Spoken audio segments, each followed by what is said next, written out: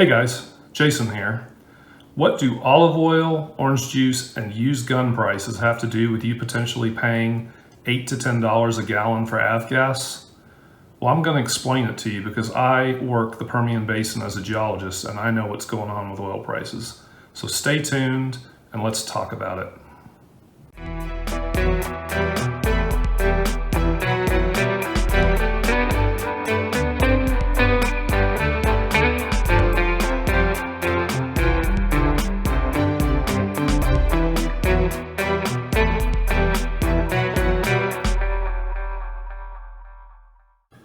Welcome to my channel, guys. This is a bit of a different video. If you're not familiar with my channel, my name's Jason. I own a Cessna 310.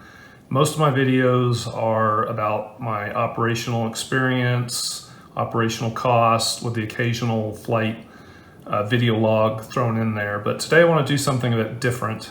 I want to talk about oil and gas prices and AVGAS, because as everyone's probably aware in the news, oil's pushing $100 a barrel, and I have somewhat of a unique perspective because I work in the oil and gas industry.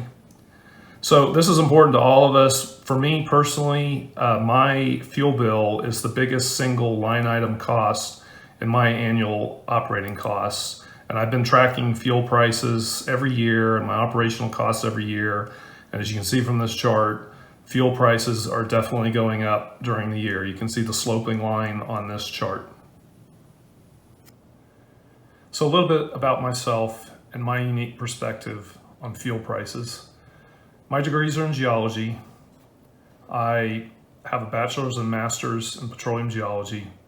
Started my career 25 years ago and became what's called a geophysicist, and I'll explain about that in a minute. But the early part of my career was spent out in the field, understanding the rocks, understanding how petroleum geology works. So I said in the video title, geologist perspective. So a geologist is like a doctor. A geophysicist is a bit like the radiologist. So I'm using seismic data, acoustic sound waves in the ground to map the subsurface. So it's kind of the same thing, but I thought if I put geophysicist in the video title, people wouldn't know what I'm talking about. But what we use geophones, which are little listening devices that we plant in the ground, and then we create a source, usually from dynamite or from a vibrating vibro-sized truck, and we create an image of the subsurface. And I use that to map the subsurface effectively and find places to drill oil and gas wells.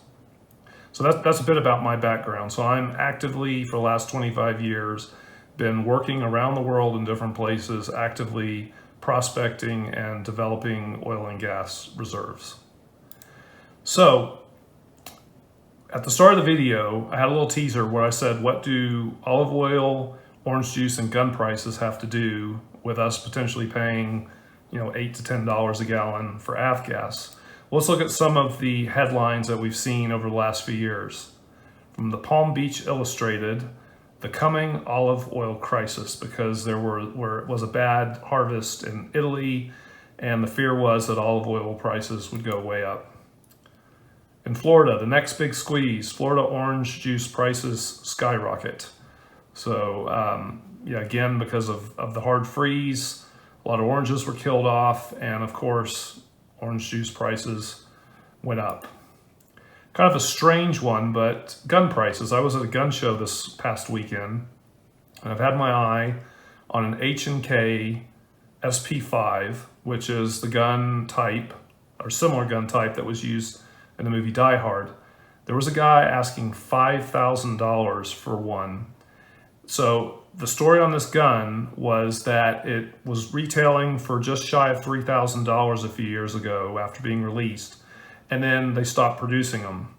I'm not sure if that's because of the pandemic or whatnot. So people are bidding the prices up now because there's relatively few on the market. So this guy sold this gun at the gun show just a few minutes after I talked to him about it to a guy for $5 grand. What do you think happens? The guy at the gun show, the vendor, the seller, now goes and tells everyone else in the industry that some guy just paid $5 grand for this gun, and everyone else puts their gun prices up.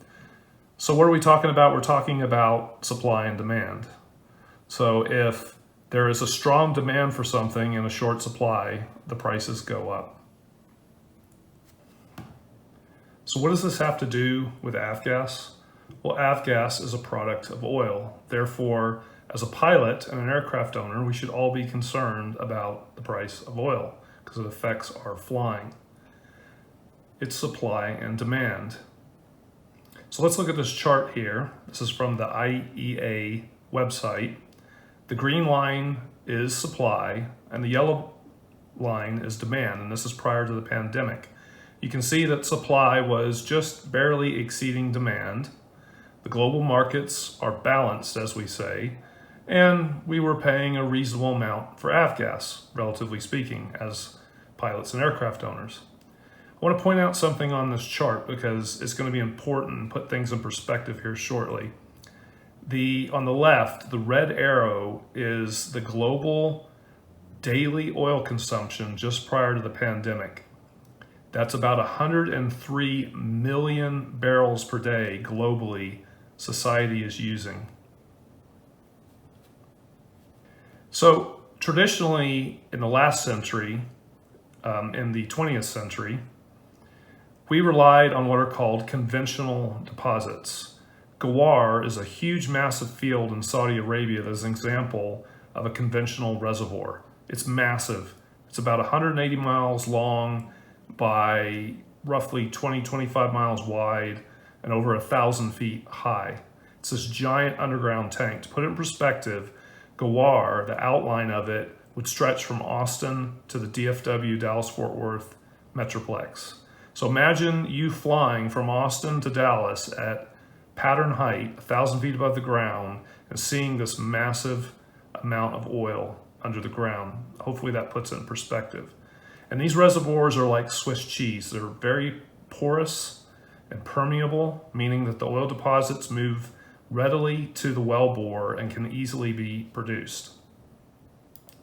As time went on in the last few decades, we started scraping the bottom of the barrel. Big traditional fields, these big massive fields around the world started declining, the production started declining. So we started looking in kind of more difficult areas where the environment's a bit more harsh. So we were drilling, up north in areas that are very relatively unpopulated and don't have pipelines near them.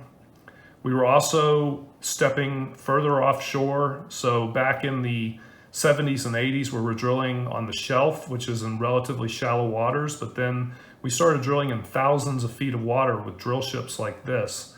And these ships are expensive. Last I checked, these ships cost anywhere from $150,000 to $150,000 to $250,000 a day to run, just to keep the lights on and keep them drilling. And of course, once you drill a prospect, it may or may not come in. If it comes in, great. Maybe 1 out of every 5 or 6 comes in. And then if it does come in, you have to develop it. You have to drill more wells and put a production facility there. I've worked some stuff in my career that's offshore, and I worked a project for a company in the UK where we were going to spend $2 billion with a B developing a massive offshore deposit, and the amount of oil that was recoverable was about 200 to 300 million barrels. It was going to take 20 years, take billions of dollars. And remember what I said earlier about the supply and demand chart that we're using over 100 million barrels a day?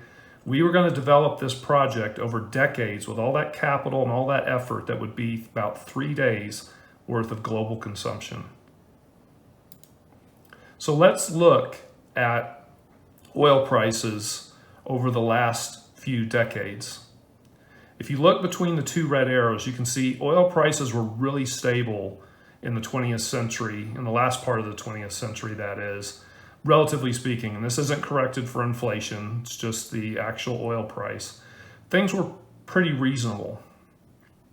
We were drilling, as I mentioned, conventional deposits. Here's a example of what it would look like in the subsurface based on an outcrop in Montana. What you see there is a big, what's called a fluvial channel. So it's like a big riverbed that would be buried under the ground. We'd pop a well in it. We would perforate the well and sometimes frack it. Fracking's not necessarily a recent thing. Fracking's been going on for decades. And then we would produce the oil out of that reservoir. Well, let's go back to the chart. If you look and you see about early 2000s, oil prices started taking off. My opinion is this is mainly due to a lot of the conventional reservoirs starting to play out. All these mature basins over the world starting to play out. So what happened was this gave us the impetus and the reason to go after the so-called unconventional reservoirs, fracking. So here is an outcrop that shows what one of these reservoirs looks like. There's very little sand in this. This is mostly shale and silt, very fine grain with very little porosity and permeability. So remember when I talked about guar, I said it was like Swiss cheese. It was really easy to produce the oil and gas, the hydrocarbons out of that. Now this is not so. So we have rocks very wetted with oil, but with no porosity and no permeability. So what we do is we drill down, turn the well horizontal, and drill for sometimes 2 or 3 miles, even more, to encounter as much of the rock layer as possible, and then we frack it. And then we hold the fracks open with sand, and then we're now increasing the amount that the wellbore, the amount of rock that the wellbore encounters dramatically. But it's very intense, it's very expensive, it's very time intensive. We have to drill a lot of wells to cover an area that with a conventional reservoir may have had a fraction of the number of wells. And what happened in the meantime is a lot of the offshore equipment started getting scrapped, because remember how I said some of the offshore fields had a very low chance of success? You may hit 1 in every 6 times, or maybe even 1 in every 10 times. The onshore fracking is very high chance of success. There's very little dry holes because you're drilling into and fracking a blanket deposit. So what happened in the meantime is a lot of the offshore equipment started getting scrapped, like the drill ship I showed you earlier and the rigs that would drill in deeper water. So no one's been exploring offshore because of the fracking revolution. Well, then what happened in about 2014 is the market really got flooded with oil because of all the onshore unconventional fracking production. I remember in 2014 in London, in the UK, getting called into a town hall at the company I worked with to tell us that basically 1 out of every 2 of us was not going to have a job, that they were making mass layoffs. I survived that round of layoffs and many after that, fortunately, but a lot of people left the industry in the coming years. Now, then the pandemic happened, but between this whole time, no one's really been exploring offshore. Remember, I told you these projects take 5 to 10 years to do all the front-end engineering after you make the discovery and then go through all this effort to produce them.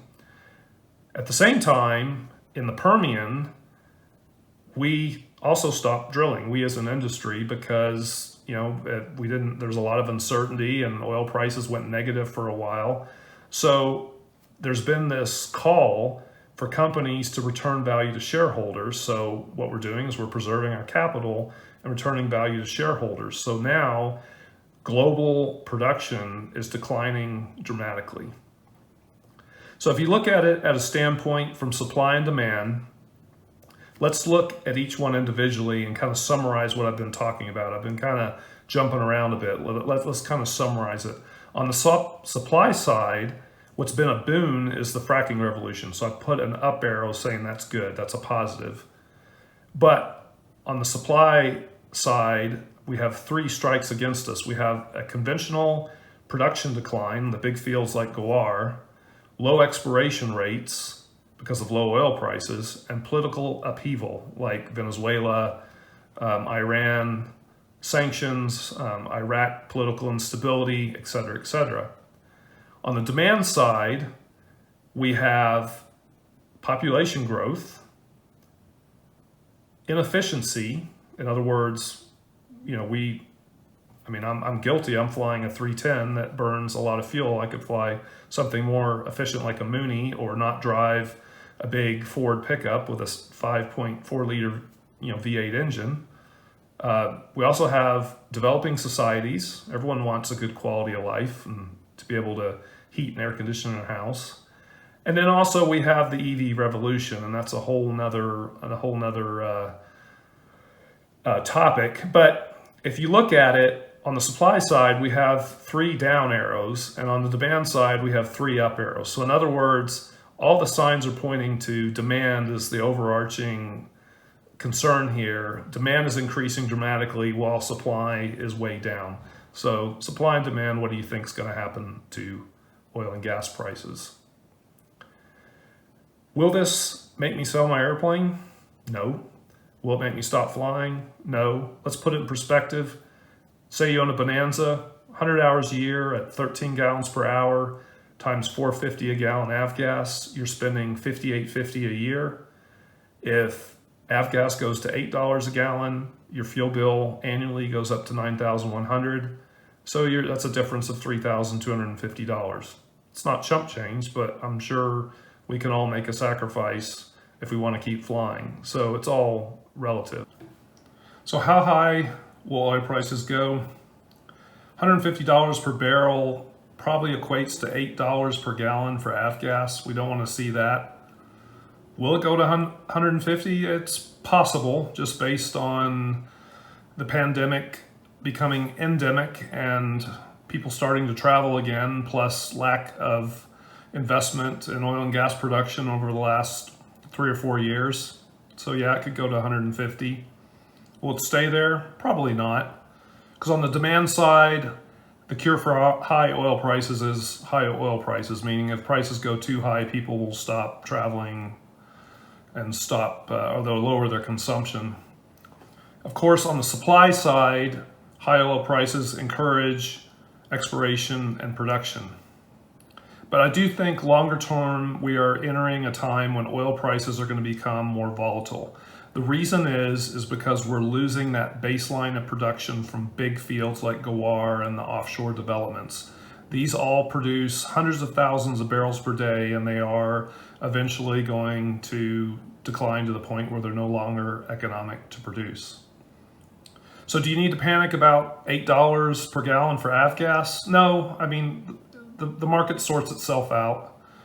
Like I said, you might be spending $3,000 more a year for a Bonanza, but just for a short time as the market sorts itself out. So just put off that frivolous purchase like a gun. He rolls his eyes. But just know that at some point prices will moderate and the market will sort itself out. Thanks for watching. More flying videos soon. Take care, guys.